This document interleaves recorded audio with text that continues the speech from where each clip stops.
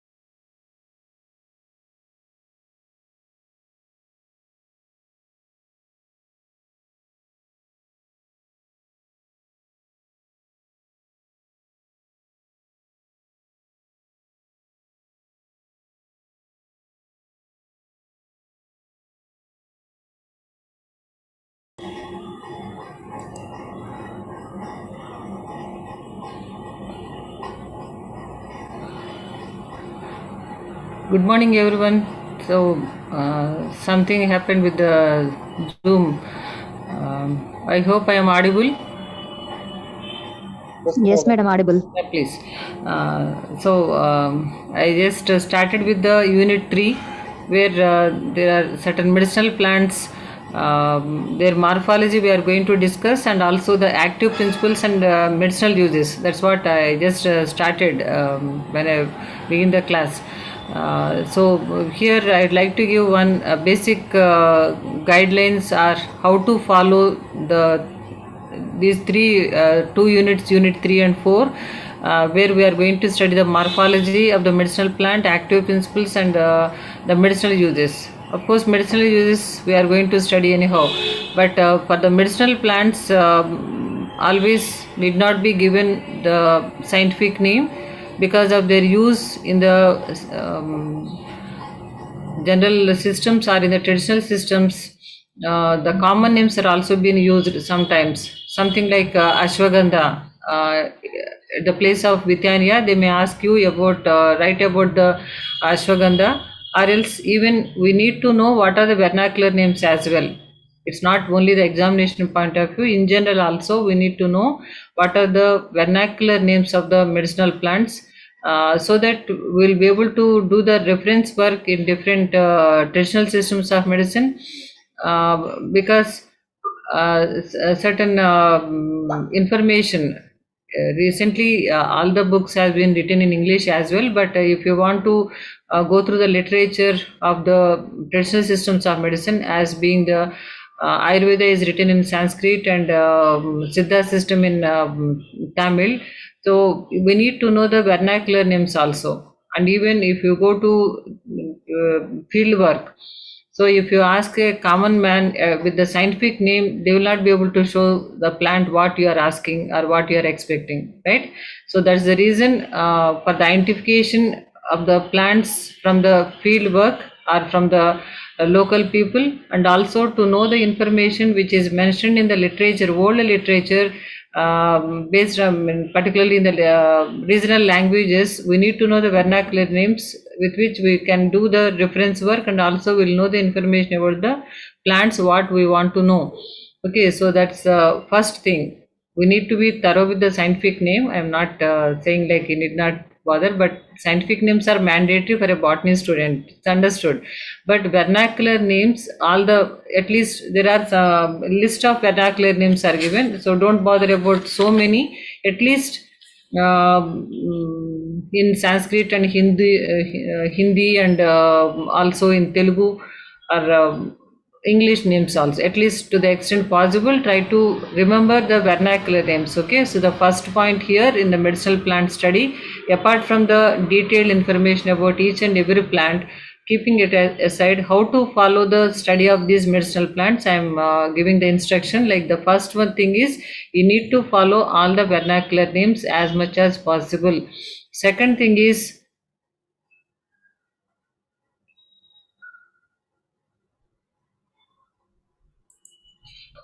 second thing is about to which family it belongs, because we are botany students, and also the reference to the family is always important, that as a systematic position wise or in general also to which family it belongs gives a basic idea about the plant morphology, as we are going to study the morphology. And earlier also we have studied some families information in brief or in detail. Also we know certain families as well, right? So if the family name has been mentioned, that is the proper way of writing the information or giving the information: botanical name, vernacular name, and to which family it belongs. But when you are writing the family name here, indirectly you are going to know, or also you are going to indicate certain important features of the plant without uh, discussing each and everything, right? So let us say, like if it is a Lamiaceae member, we all know the Lamiaceae members will be having glandular hairs, quadrangular stem, and either it is thyrosis inflorescence or verticillast inflorescence with bilabiate corolla. Like this is the taxonomic point of view. We know the morphology, right? So if you give the family name, indirectly we are indicating what kind of characters we can expect in that plant. Okay, that is one way it is going to help.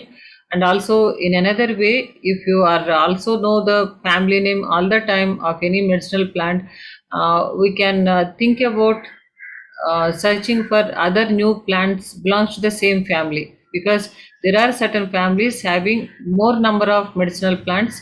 So if you know the family to which family the particular plant belongs, then you will also have an idea. Okay, let us say some plant belongs to the family Apocynaceae or a Solanaceae. So definitely we can think Solanaceae members, most of the Solanaceae members might be medicinal plants. With that basic idea about the family and the plants belongs to that family as medicinal plants, you can also think about the other plants belongs to the family might be medicinal plants, and you can work on it. Okay, so there are two advantages in writing the family, and also as a student we always need to indicate the family to which it belongs. That is compulsory. Okay, so I repeat, vernacular names are important, and botanical name, of course, to which family it belongs is another important thing. The fourth important thing is which part of the plant is useful.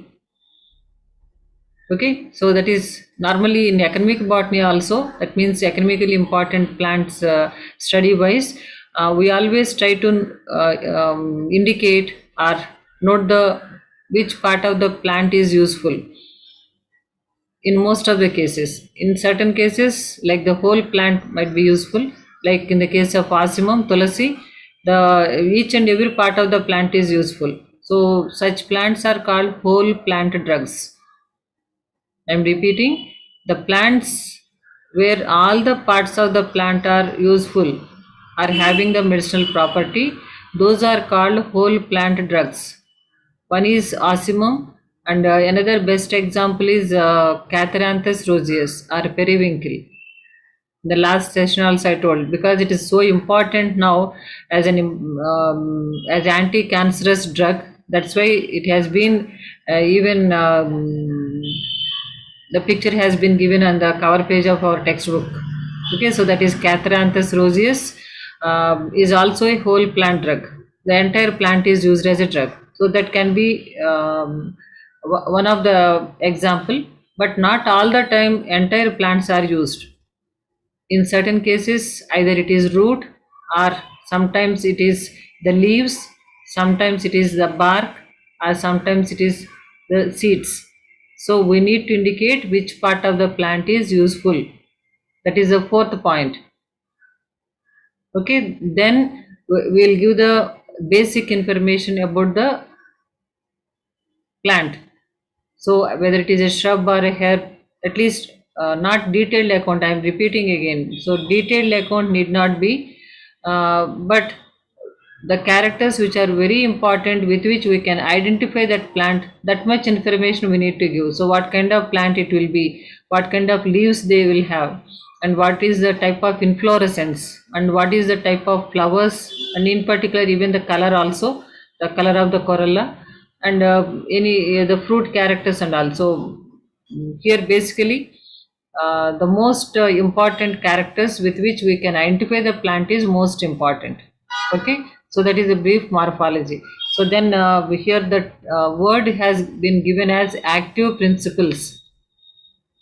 So this word is too technical. In fact, when we study the plants about their chemical constants, in the previous chapter we had discussed about phytochemicals. The same thing, I just asked you to recollect the information what you have studied in your first year, as the study of the different chemicals found in certain plants useful in taxonomy as chemotaxonomy, I told, right? I hope you remember that. So that chemotaxonomy considered to be the part of coming to the medicinal plants context is they're called as phytochemicals, and the same is phytopharmaceuticals. All these things we have discussed in the second chapter. Okay, so those phytochemicals in fact are different substances. We have mentioned also what are the substances found in different plants also we have studied in that phytochemistry.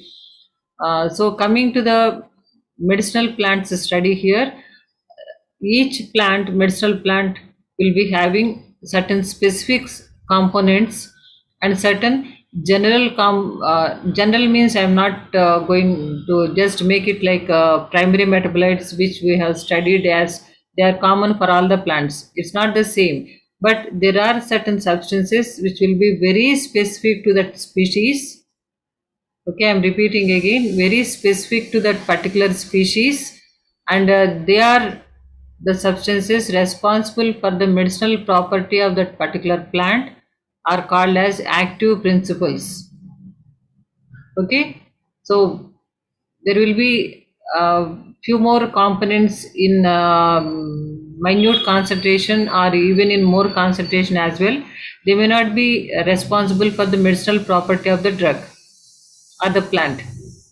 So the first plant which we are going to discuss is Rauwolfia. So taking that plant as an example here, in this context to understand what is an active principle. So the active principle here in Rauwolfia is reserpine and azamelacin. So when we study the plant, we are going to see there are more than 10 different components. Might be adding the medicinal value to the plant definitely, but the main property of antihypertensive drug or as a sedative or a tranquilizer like property is mainly because of the reserpine and azamelacin. So those few are considered as active principles. I hope you got the point. So few of the substances, even though we write a list of substances present in the plant as chemical constituents, among them few will be identified or mentioned as active principles. So those are the active principles responsible for the medicinal property of that particular plant. They are very specific to that particular species. Here reserpine and azamelacin are in more concentration and present only in Rauwolfia serpentina, whereas other serpentinin and rauwolfinin, other substances, as we are going to study in Rauwolfia, they are seen in other species of Rauwolfia as well. That makes the difference to call it the particular one or few products or substances as active principles. Okay, then the last thing is about the medicinal uses.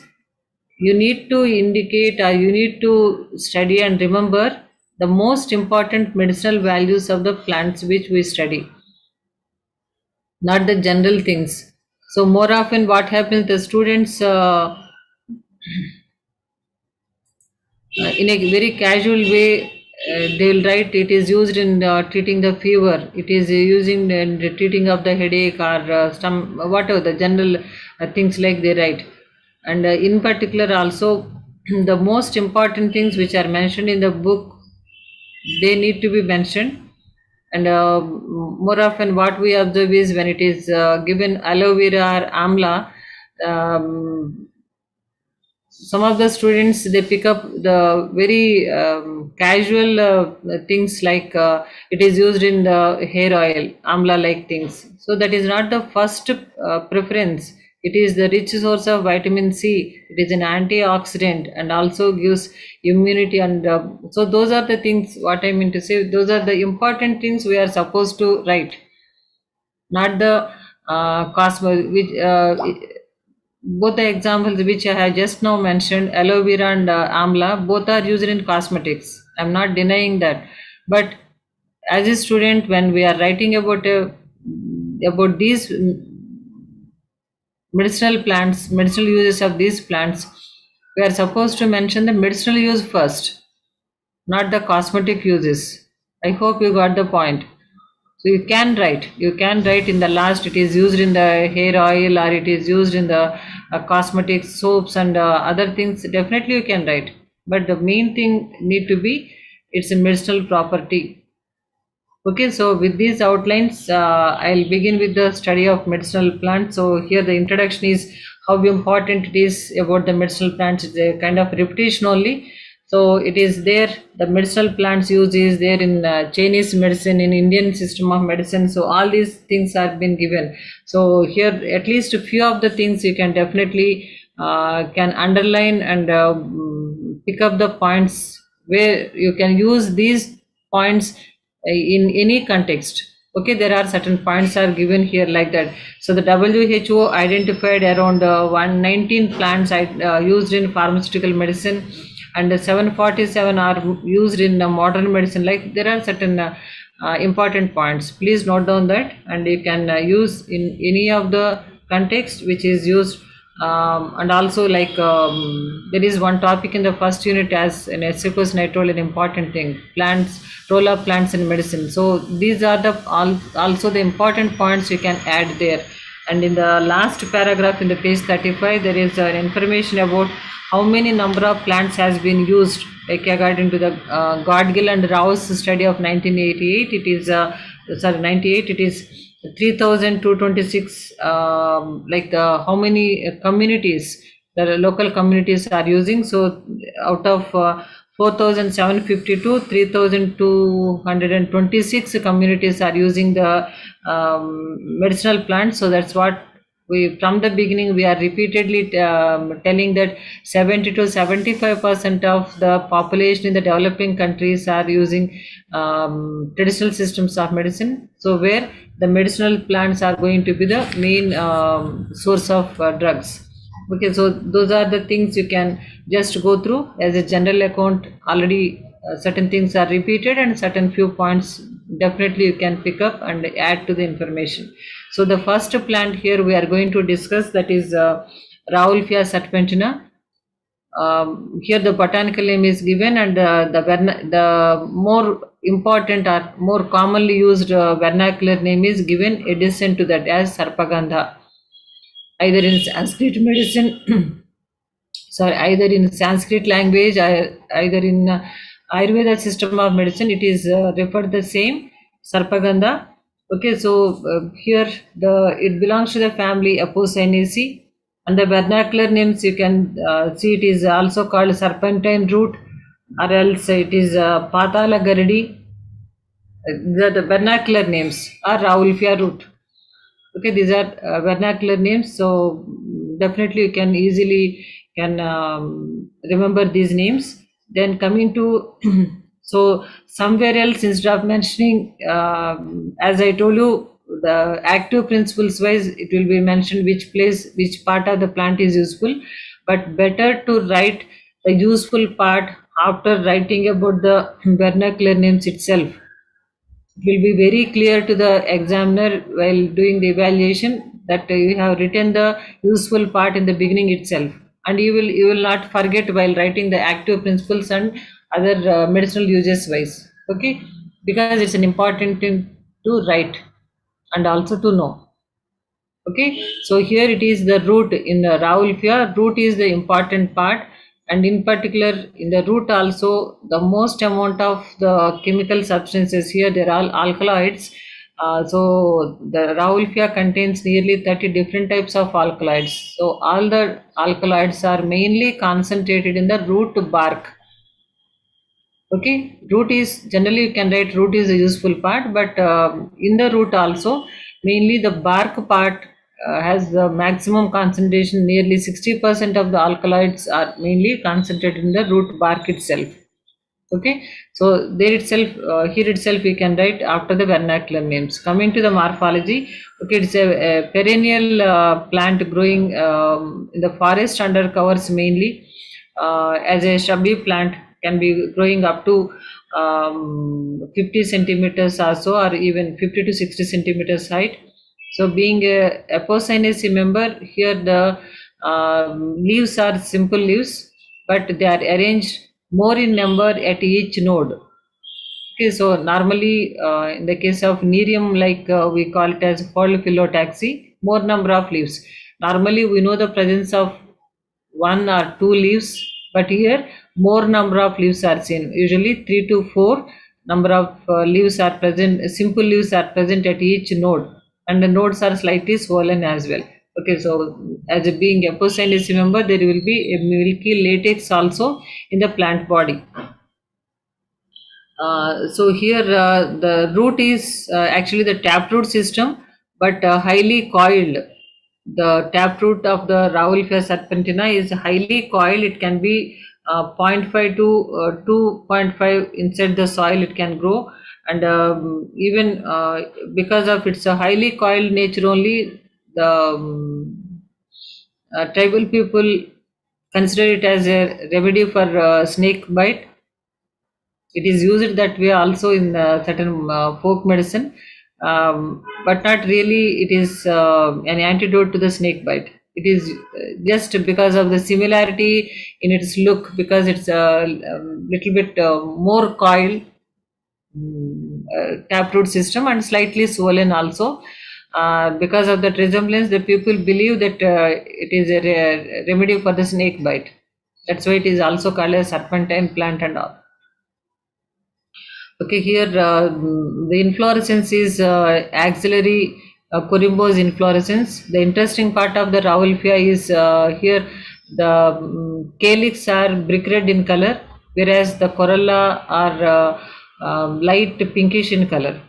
So with the bright colored calyx part, we can easily can recognize this plant, and the fruits are round, blue or black. When they are unripened, they are red in color, but when they are ripened, they turn to black in color. Okay, so this is the brief information about the Raulfia plant is concerned. Okay, so then coming to the major active principles are concerned here, as I already told, root is the useful part, and within the root also the bark region consists of the entire or the maximum amount of the active principles are concentrated in the bark region. So as there are nearly 30 types of different types of alkaloids has been isolated from Raulfia. So almost 90, so that ranges actually 60 to 90 we say. Okay, up to 90% of the alkaloids are concentrated in the bark itself. So because of this specific point we are mentioning again and again, during the harvesting time, care should be taken that bark should be intact, because it is an underground part. When it is the plant is digged out, the root should not lose the bark part, because the bark is the ultimate part of the root, which consists of the alkaloids most. Okay, so this is the main thing here. It is reserpine, given that is given like it is the main thing, not in a continuation like it is given, like just you can go through the major alkaloid in the page 37. The major alkaloid present in the root, that is bark specifically given very clearly, is the reserpine. So you can continue reserpine and azamelacine. I told you, no, like in the beginning itself, reserpine and azamelacin are the main active principles of the Rauwolfia serpentina, followed by azamelin, rauwolfinin, serpentinine, tetrafilacin. All these are in addition to reserpine and azamelacin are present. They also might be adding the value or the effectiveness of the drug, but the first two are the main substances responsible for its medicinal property. That's where the difference between the chemical constants and active principles are. Okay, so this tetrafilacin, prohimbine, all these are all present in other species of the Rauwolfia also.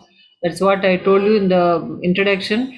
The active principles will be very specific to the species, because there is Rauwolfia tetraphylla, a common adulterant of the Rauwolfia serpentina, where there is a little amount of like azamelacin and azamelin, all these will be there, but serpentinin is reserpine is very negligible.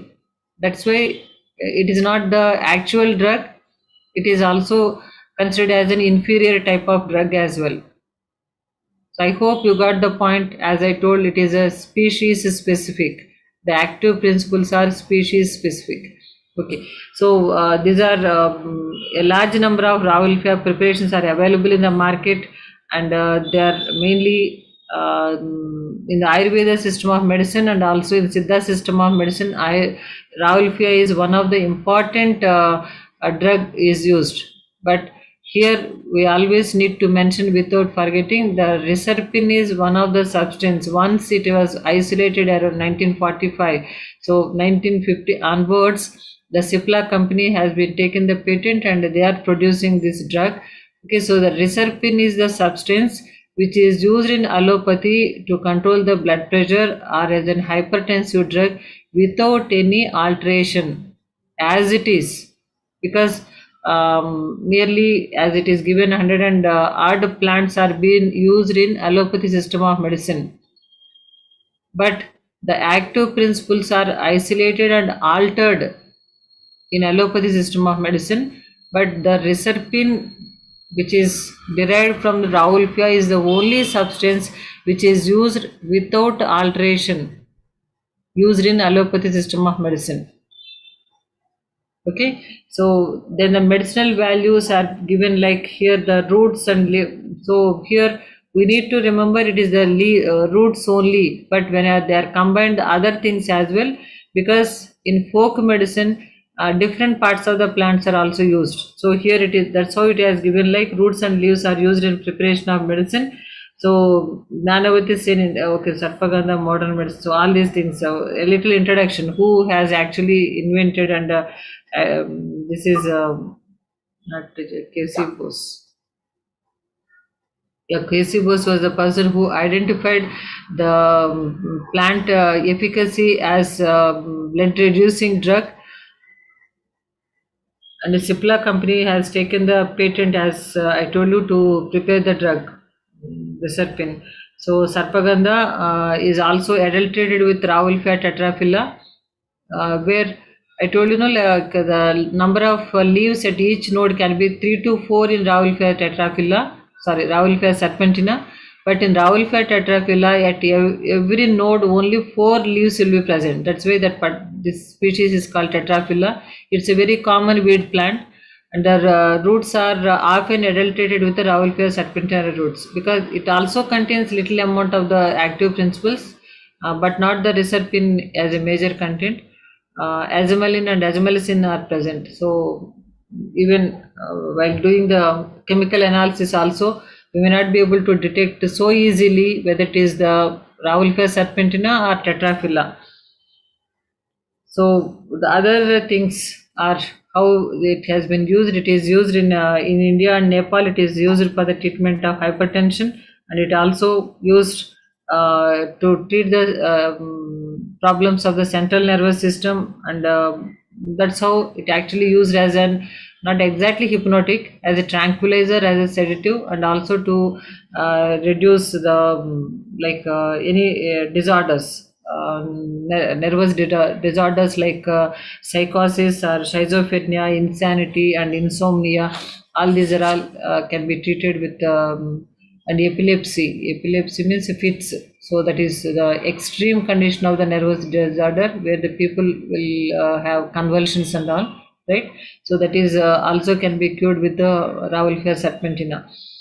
So the other things, the root, it is also mixed with the extracts, the treatment of cholera, colic, and fever and all. So these are all additional. So mainly we need to write it is a hypertensive drug and also as a sedative or tranquilizer, and also used in the treatment of central nervous system disorders, like different names you can just mention. And in the last, as the leaf juice is also used to treat the opacity of the cornea. These are all folk medicinal uses, not the mainstream or in the traditional medicinal system. So in the folk medicine we have different uses of the same plant which is used in a particular way. So some of the things definitely we can mention because these findings are going to help to find out what are the medicinal properties of the drug, to be as a as an aspect for the research further. Okay, because that can be a kind of clue. So on that we can work and develop and can identify its medicinal property, whether it will be useful that way or not also we can confirm. Okay, so then that is about the Raoulfia plant. Then the second plant mentioned here, it is the Chlorophytum borealianum, that is called Safed Masli. This is the second plant. So this plant belongs to the family Agabaceae. So Safed Masli is the only vernacular name here. This is Agabaceae is the recently created family, in fact, but earlier it was belongs to the family Liliaceae. So most of the members of the Liliaceae like agave and aloe, all these are all got separated and has been placed in a new family called Agabaceae. So as it is given in our book, you can write the same thing. So the importance of this chlorophytum is something like a rejuvenating drug or an aphrodisiac drug. It has been used in traditional systems of medicine. So as the medicinal plants cultivation has been encouraged through the efforts of CMAP. Either in Karnataka and Tamil Nadu states, many people have been actually cultivated this crop on a large scale, but as market is not that much as it was expected, many farmers actually suffered a lot with the cultivation of this crop. So negative aspects of lack of information and also buyback policies. The once the traditional crops and all, there will be some market fluctuations and all, and the people means here the farmers may not get the profit so much all the time, but market will be there somehow. But for the medicinal plants, unless there is a buyback policy, there is ensured buyers are there, it is a little risky. So that's what actually we always mention with the example of chlorophytum, the Safed Masli, chlorophytum. So I just have to have an idea. I'm adding these things. Don't You need not write all these things in the exam. Okay, so the regarding the morphology is concerned, as you can see the picture in the page 39. So here, being it's a monocot member,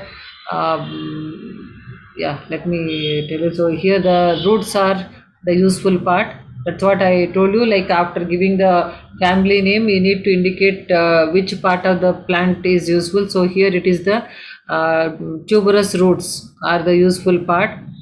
Okay, then coming to the morphology, here it is a monocot member. So as all of us know, monocots will have a tuberous root system or fibrous root system. So the fibrous root system of this plant are a little bit modified, and they are tuberous roots. So the tuberous, as the chlorophytum genus is having nearly 200 to 220 species. So here it is a native of tropical regions, and tropical regions or subtropical regions of Africa and Asia as well. So this is considered to be an important medicinal plant in the Indian traditional systems of medicine. So the tuberous roots are the useful part. So here they grow up to 10 inches deep. So here the each fusiform tuberous root, as you can see in the diagram, they can grow up to 10 to 60 centimeters long. So they are very elongated tuberous roots, in fact. Okay, so the leaves are radical. So in most of the liliaceae members, the leaves will arise from the base itself.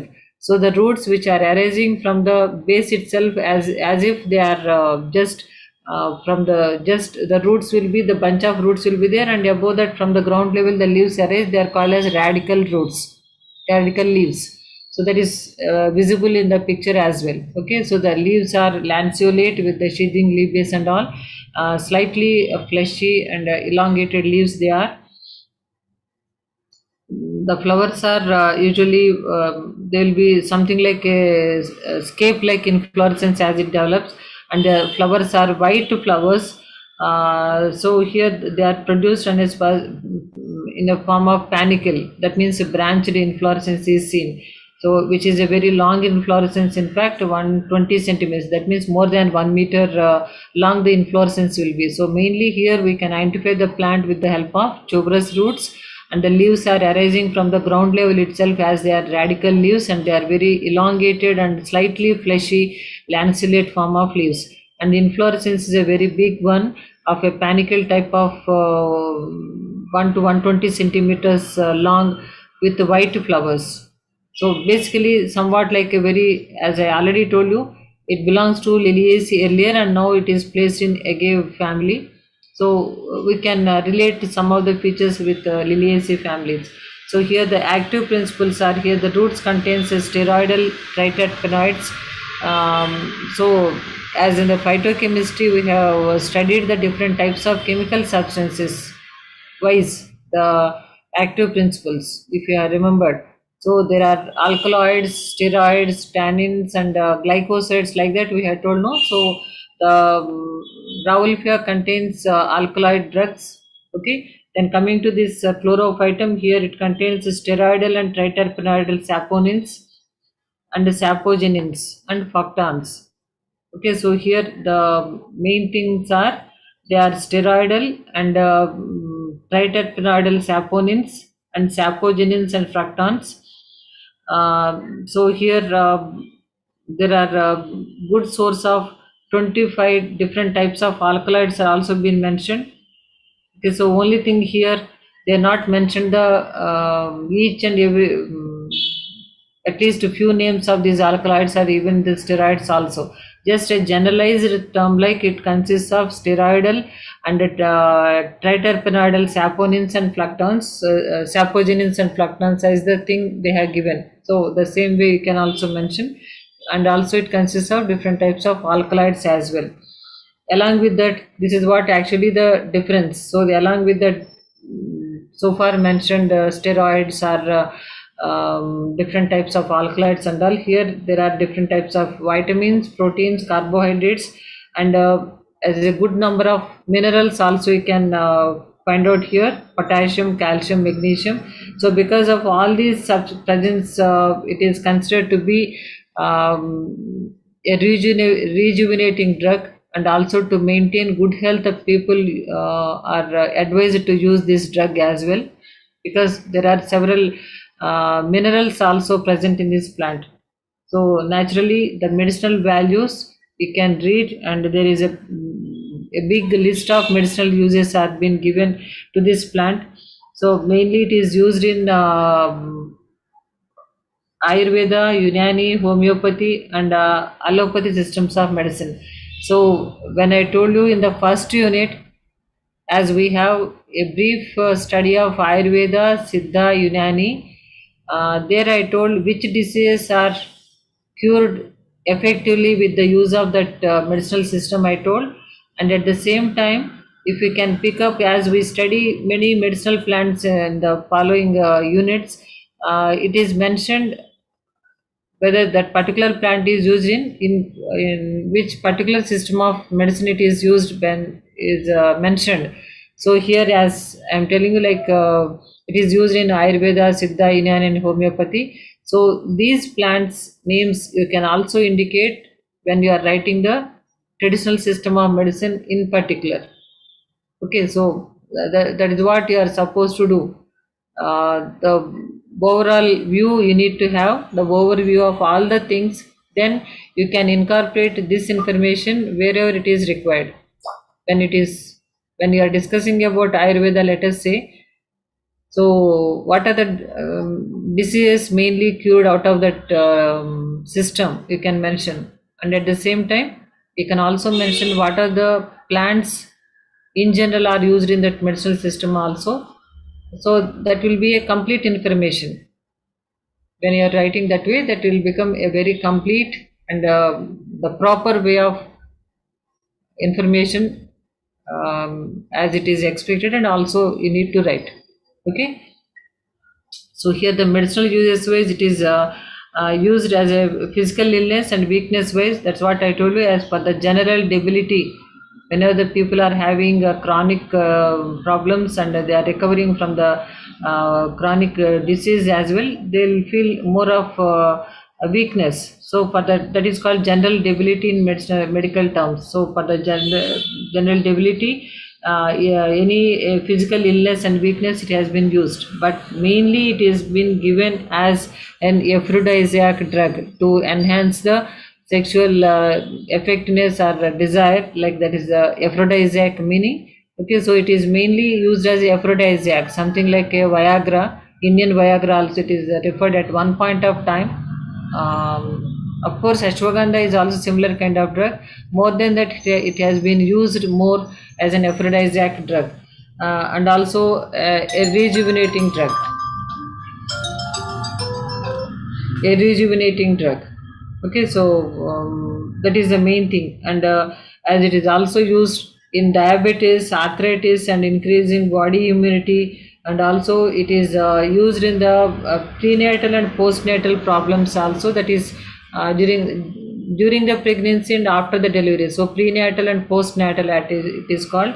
So for that problems also it has been used, and it is also used for the rheumatism, joint pains you can go through, and a big list of almost it is considered to be something like drug for the treatment of every problem. So from the chronic problems to the temporary problems, like it is also used for the different gynec problems as well, leukorrhea or malaria. So leukorrhea means white discharge in by women, and also malaria means it is irregular periods, and also for the different kinds of gynec problems it has been used.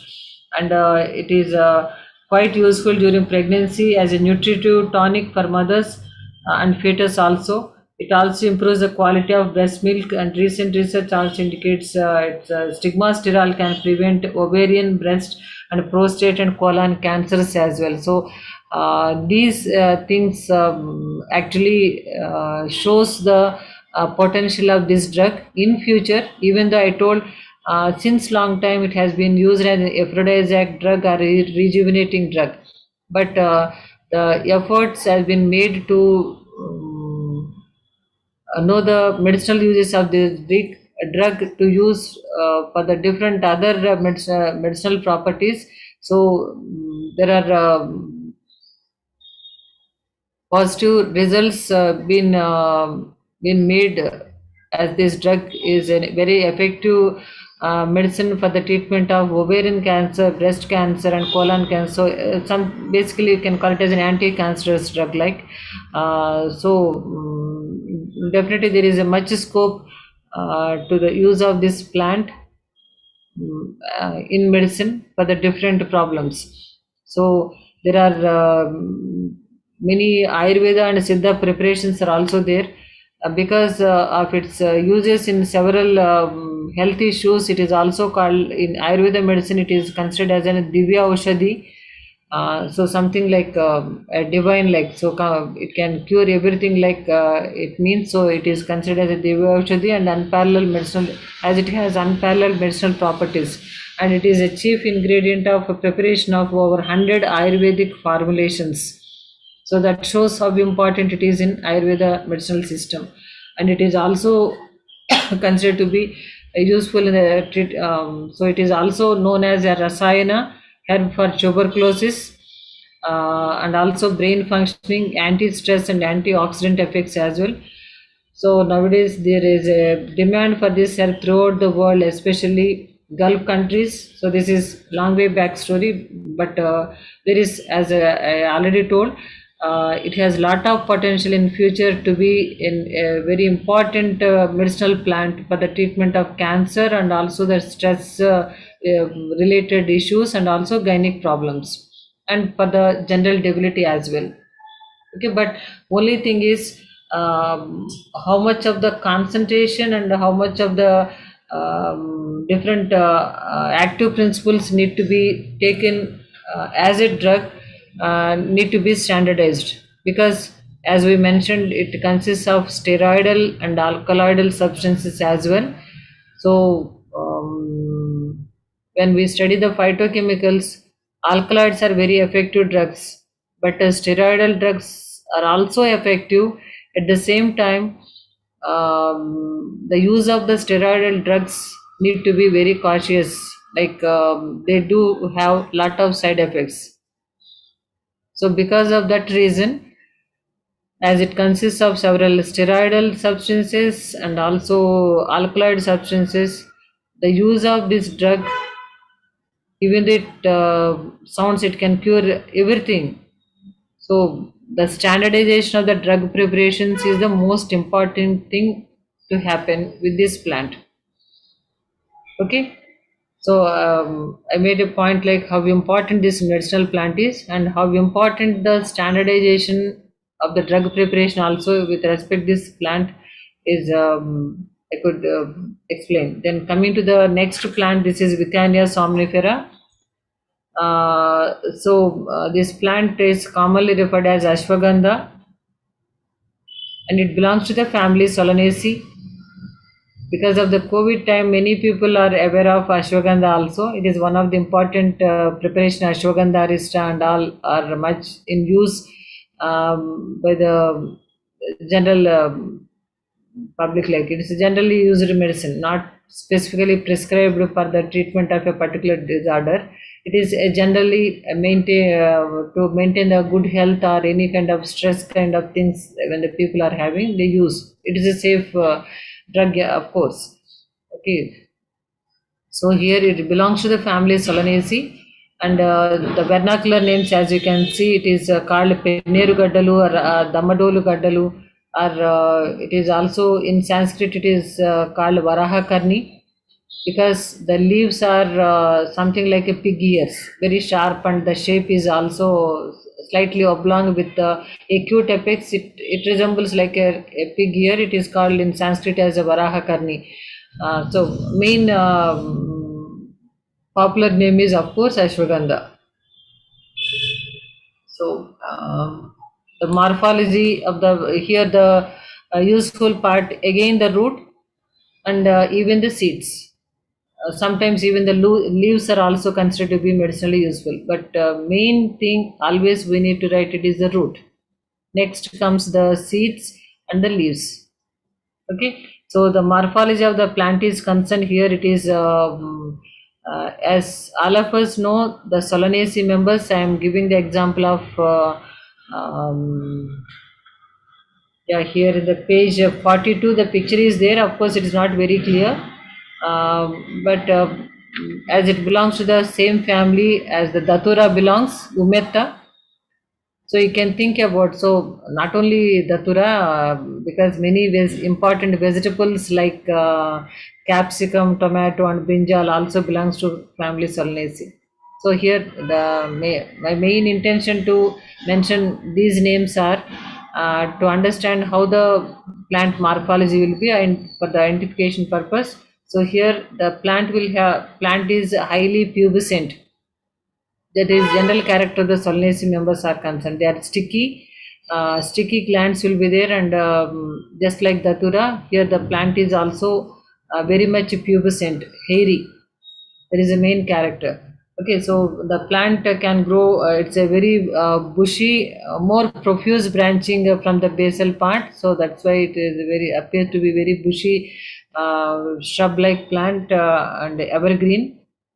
As it is given in the book, it is not creeping plant, it is a shrub, a proper shrub like plant, and it can grow up to 1.25 meters when the soil is good enough. Usually up to 1 meter it can grow. Even beyond that also it will grow if the soil is good where it is growing. Okay, so the leaves are the root is taproot system.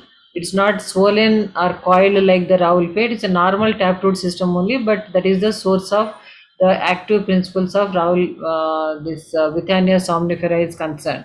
Okay, so the leaves are simple leaves of more pubescent in character, and just now I told you, the typical shape. It is more broad in the middle part, and suddenly it just narrows down with acute apex. As it then oblique leaf base is another character of the Solanaceae members, just like Datura. Here also the same thing, and the flowers are green, yeah, creamish yellow or greenish yellow in color. They are very small flowers. They are Corimbos umbel like axillary inflorescence it is. And the character of the flowers are concerned in particular about the calyx is in Solanaceae itself. We know the calyx are persistent. I hope all of you know that the calyx are persistent in Solanaceae members, as we all usually observe the presence of calyx on brinjal fruit and also in Lycopersicum. Is it not? The brinjal fruit and Lycopersicum, we know the presence of calyx all the time. We don't even buy the brinjal or eggplant without calyx, right? So that is persistent calyx. That is a characteristic feature. But the important feature of the Withania somnifera is that it is not only persistent calyx. Sometimes the calyx can overgrow the fruit and enclose the fruit. It's a rare feature. Persistent calyx can be, but the calyx is usually smaller than the corolla, and they remain the same even though the fruit forms. That's what we call persistent calyx, right? But in certain cases, the calyx grow beyond the, I mean, in size when the fruit development form starts, and it overgrow the fruit and also enclose the fruit. That is called concrescent calyx. Similar kind of calyx is also seen very close to this Withania, that is Physalis. It's a very common weed plant. Muripenda or Kupenta Chitandar. It's a very common weed plant. So it's very similar to that of Physalia. Physalia minima is another member of Solanaceae. And one more example of this concrescent calyx is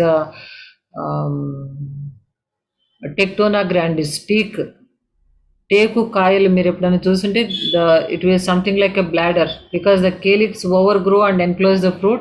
It is something like a bladder like thing on the fruit. So similar structure is also seen. That is a very important identification character of Withania. It's a fruits with inflated calyx around the fruit. So the fruit will be it is, yeah, the fruit is reddish round and present, and it turns to orange color when it is ripened. And okay, so that is important character of the Raulfia is concerned. Then coming to the active principles are the active principles here. The main active principles are steroidal compounds. Okay, so it is withanolides. They are called withanolide A and B, and also withaferin. So it's not mentioned here like a specific thing. Okay, so just given as a steroidal compounds, and including ergostin type of steroidal lactones like withanolides with somniferin, as well as alkaloids like ashwagandhin, tropin, pseudotropin, etc. So here it is mainly the withanolide A and B are the main active principles, followed by the things what are given in the book: ashwagandhin, tropin, and pseudotropin. All these are all, but mainly it is withanolide A and B are the active principles. And apart from, there are different amino acids and tryptophan and all. Okay, so that adds the effectiveness of the drug. Then the medicinal values here, as I told you, it is mentioned both the roots, leaves, and fruits are also mentioned, seeds and all, but mainly the roots. We need to be very clear about it. Roots are the main useful part, followed by leaves, fruits, and seeds. So it is the medicinal history of the Withania somnifera is very old, particularly in Ayurveda and Siddha systems of medicine. It is much used. Yeah, almost like Raulfia, or even more than that, it is much used. So the roots are slightly, not slightly, they are bitter to taste and also has a mucilaginous taste as well. So and a kind of unfavorable smell. It is described as it is having an harsh urine like smell. That is been said in certain books, but in otherwise also, being it's a drug is used as an rejuvenating and energy boosting drug. So that's also like as the horsepower, like more energetic kind of thing, that also we can interpret, or the kind of slight odor, unfavorable odor, as something like it is told, like harsh urine like the smell of the roots are. So might be both are giving its features. It might be true as well. Okay, so it is used in Ayurveda medicine. It is used to treat several skin infections. Then also the tumors, particularly in the ulcers and also the infections, kind of thing. They are for the arthritis problem. It is much used. Mainly, it is proven as a anti-arthritic drug. So arthritic pains are much treated with this, and also for the treatment of insomnia, the sleeplessness condition, or it is also considered to be a stress relief agent. Like, so for different things, it has been much used. So for the general debility and all, you can just go through once, and it is also the other kind of how the preparations are. It can be added with the milk and ghee, and other kinds of preparations are also been suggested, but mainly it is used for the arthritis problem and for the treatment of different skin disorders, and also for the as a stress relief. And more than that, in fact, it is a rejuvenating and energy boosting drug, and also referred as an aphrodisiac drug as well. Okay, so there are different properties of the drug Withania somnifera used in traditional systems of medicine, in particular in Ayurveda and Siddha systems of medicine.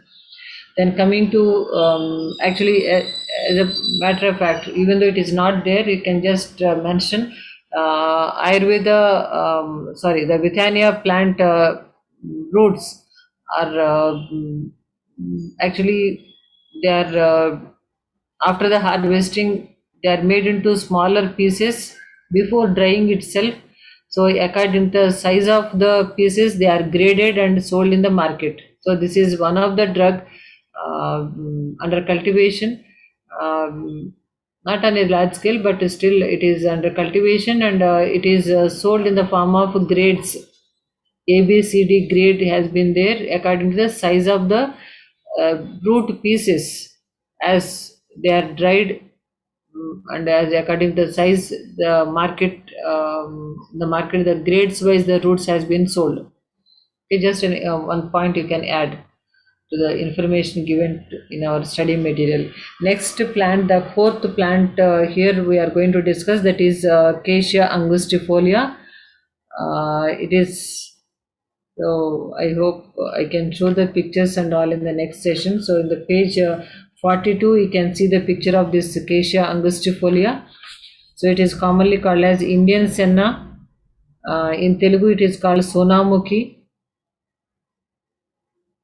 Okay, so this is this plant belongs to. I hope at least some of you can recognize the plant with with the diagram given in the page 42, as it belongs to family Cisalpinaceae.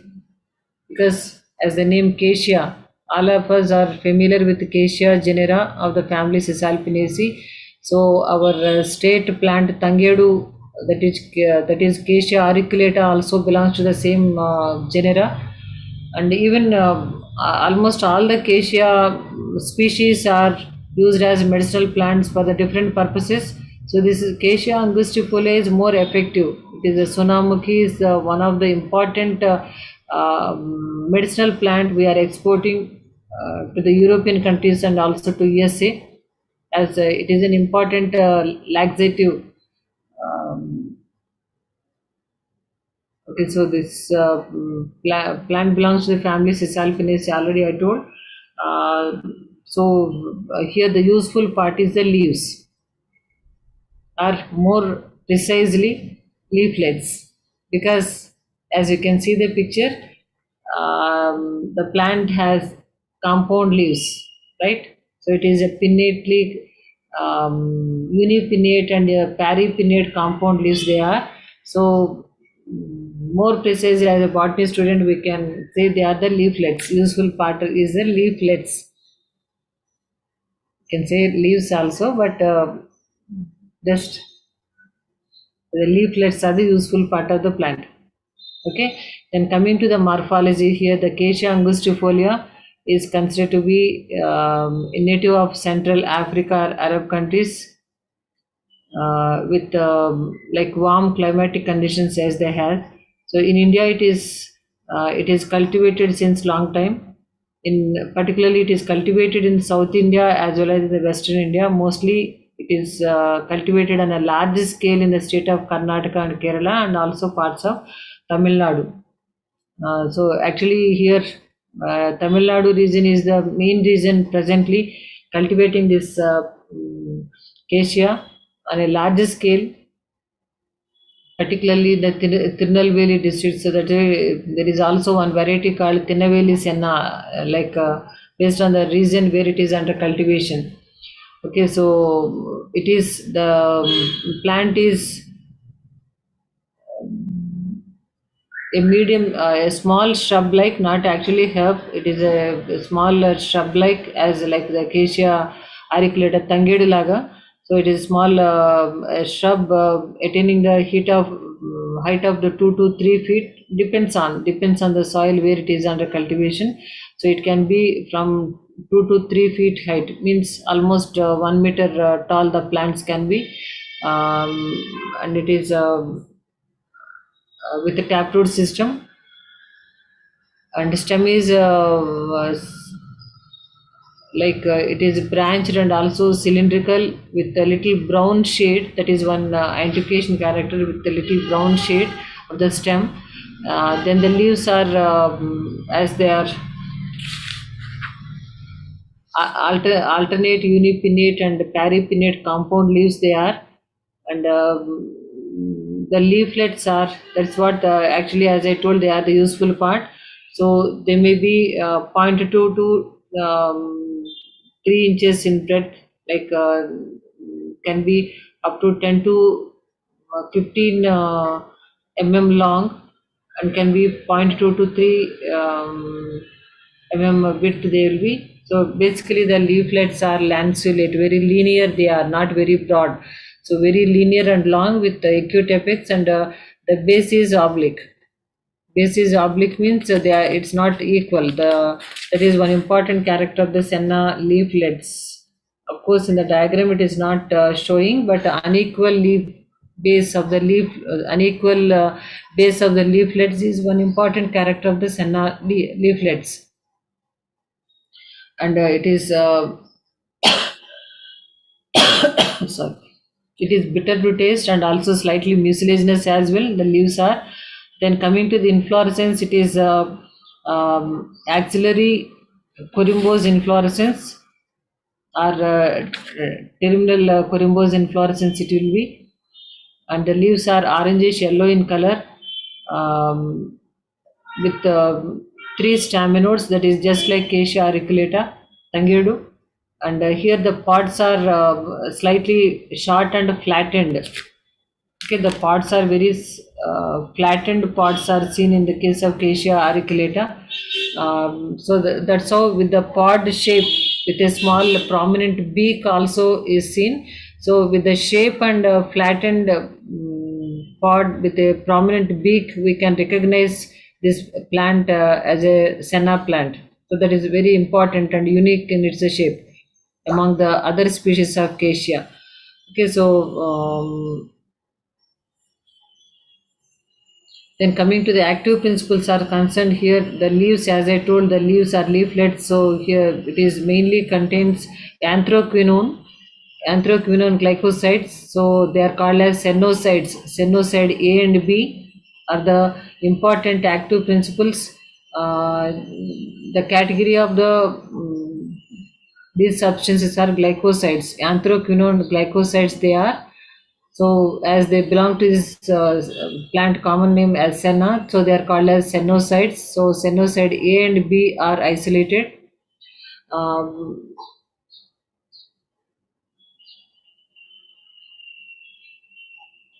So there is also different kinds of mucinic glycosides and mucilase and sugars and calcium oxalate. All these are all present. So main important point of the Acacia auriculata leaves are concerned here. We are going to observe this in our practicals also. The plants are pubescent in fact, but the character of the trichomes is very unique. They are unicellular trichomes where the surface is warty. So warty trichomes are the important character of this Acacia angustifolia leaves, along with the presence of parasitic stomata. Plus in the last it has been given no, like calcium oxalate crystals. In the page 41 it is mentioned calcium oxalate crystals are also present. So these calcium oxalate crystals are present in the fibers very close to the vascular bundle. So for the identification of the senna leaves, we are going to use these 3 features: presence of calcium oxalate crystals in the fibers, which are also called as crystal fibers, then the presence of parasitic stomata, along with the presence of warty trichomes. So when we find all these 3 things together in any leaf material, yes, we can confirm that as a senna leaf. Okay, so apart from the morphological characters, what we had told, some of the anatomical features are also very unique to Acacia angustifolia leaves, where we can identify the material very clearly, and we can even identify any adulteration is there, if any adulteration is there. Okay, so coming to the medicinal value. So here nearly all parts of the plant have been medicinal values, but mainly the leaves are the important thing. So here it is mainly as a laxative. So the substances which are related to the digestive system or its functioning. So different things we are going to mention, like carminative, something like ginger or azwine. We say they are used for the better digestion, right? So the substances which are promoting the easy digestion or reduce the flatulence and all, they are called carminative, which improve the digestion. They are called carminative. And next one is called as laxative or purgative. So which actually related to the latter phase of the digestion kind of thing. So it is when the people are having constipation problem, like when they are not able to pass the stool freely. So there is a condition we call constipation, right? So the laxatives are given to pass the stool freely. So that is a kind of drug actually the senna is. So senna is referred in two ways. It is an important laxative and also to promote the for the to avoid the constipation. When it is used that then it is also called as purgative, two levels. So purgative and laxative, in both the ways it is much used. That's what I told. It is much exported to the western countries as a laxative drug, senna leaves.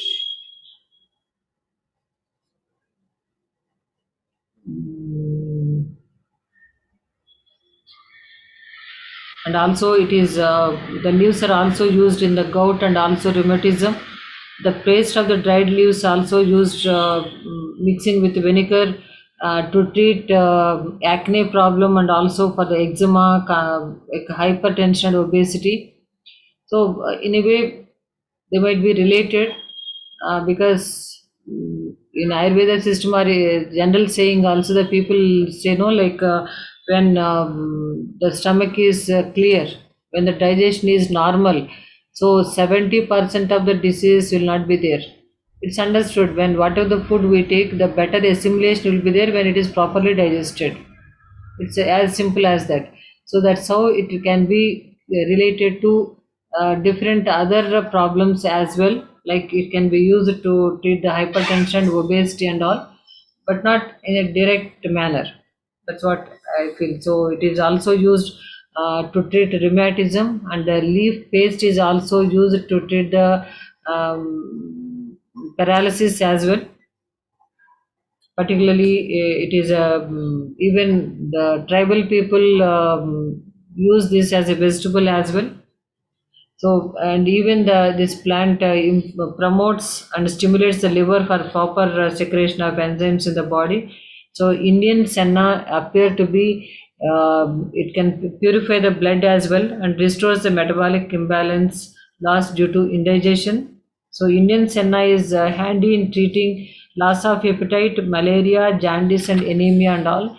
But in the last, so it is an effective laxative and also purgative and can be able to cure different kinds of digestive disorders.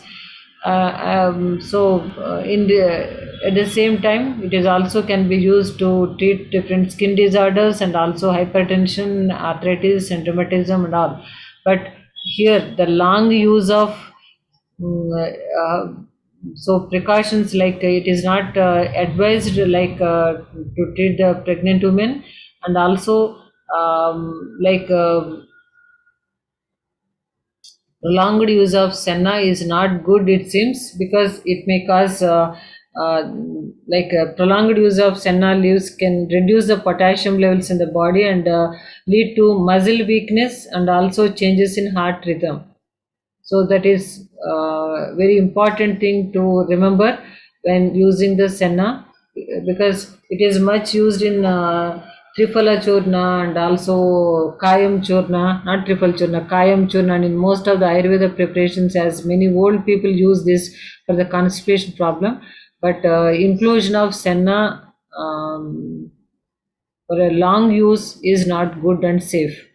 So that need to be remembered, because the long use may lead to weakness in the muscles and also weight loss. Consuming the plant on a regular basis can cause clubbing at the ends of the fingers as well.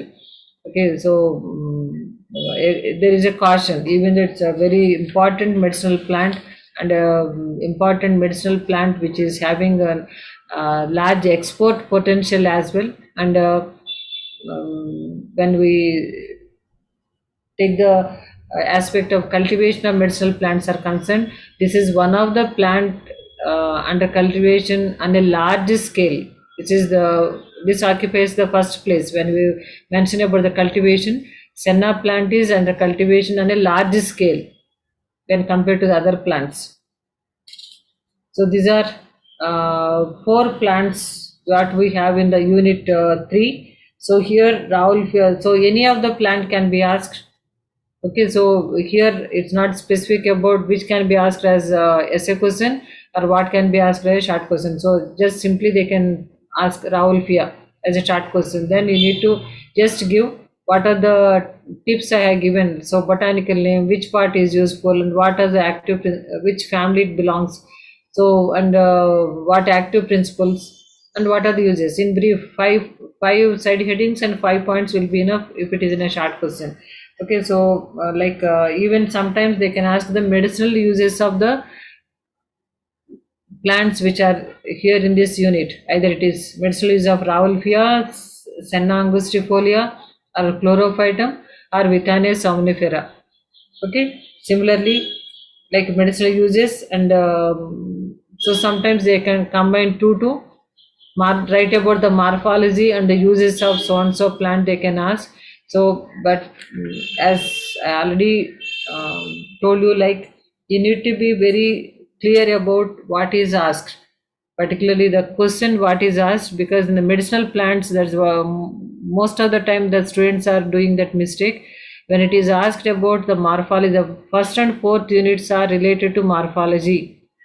And remember, these are the plants discussed about their morphology, their active principles and uses only. In the fifth unit, we are going to study about the cultivation of medicinal plants. In that, the cultivation aspect is the main thing, then their medicinal uses. So don't combine both. You have to be very clear while going through the questions what is asked, what plants are asked.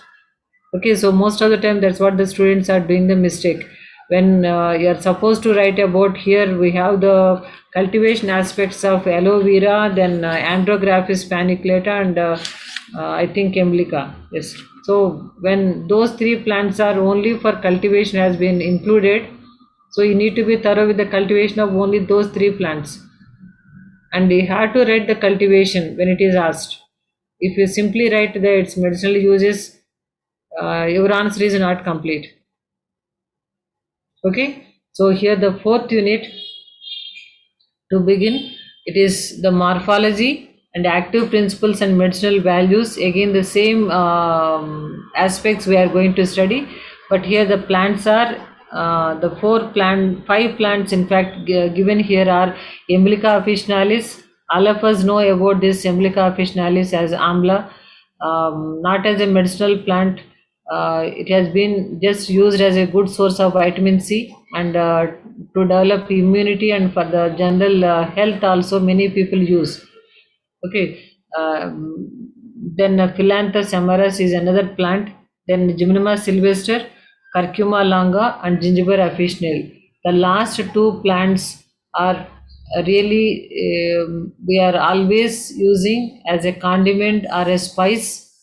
So as they have lot of medicinal properties, that's what we are going to study. Okay, as yeah, I think we can start with Emblica officinalis, because I already messaged you, because as it is scheduled in our university classes wise up to 12 o'clock, we are using the link given for the fifth paper, and after 12, when from 12 onwards up to 1:30, it is with the link 6. Okay, so we had to rejoin again with the link given for the sixth paper at 12 o'clock. Okay, madam. Okay. Thank you, madam. Yeah. Please join again with the link with the paper 6. Okay, madam. Yeah. Take a break. for 5 minutes.